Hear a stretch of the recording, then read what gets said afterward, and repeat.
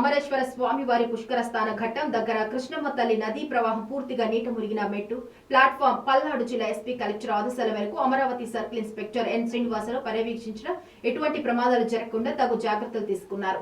నీటి ప్రవాహానికి ముసళ్లు కొట్టుకొచ్చే ప్రమాదం ఉందని, రోడ్లపైకి ఎవరు రావద్దని స్థానిక పోలీసులు ప్రజలను హెచ్చరిస్తున్నారు. నది వద్దకు ఎవరు వెళ్లొద్దని, నది ప్రమాద భరితంగా ఉందని, ఎవరు వెళ్లవద్దని హెచ్చరించారు.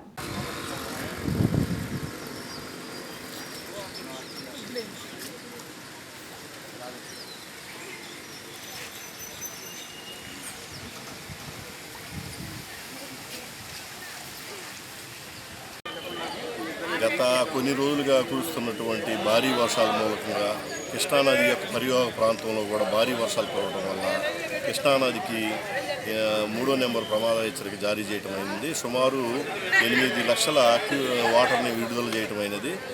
ఇది 2009లో వచ్చిన వాటర్కి దాదాపు దగ్గరగా ఉంది. దీనికి సంబంధించి మనం నిన్నటి నుంచి వర్షం తీవ్రంగా పడటం వల్ల ఇక్కడ లోకల్ క్యాచ్మెంట్ ఏరియా కానీ, వాగులు కానీ, లోకల్ వాగులు అయినటువంటి మద్దూరు వాగు, ఉంగుటూరు వాగు, ఇటు గిడుగుకు సంబంధించిన వాగులు ఇవన్నీ కూడా బందోబస్తు ఏర్పాటు చేయడం జరిగింది. మరియు ఇది లంక గ్రామాల్లోకి వెళ్ళేటువంటి గొర్రెల కాపలు కానీ, బర్రెలు మేపుకునేవాళ్ళు కానీ, జీవాలు మేపుకునేవాళ్ళు కానీ వీళ్ళందరినీ నిన్నటి నుంచి కాంటాక్ట్లో ఉన్నాం.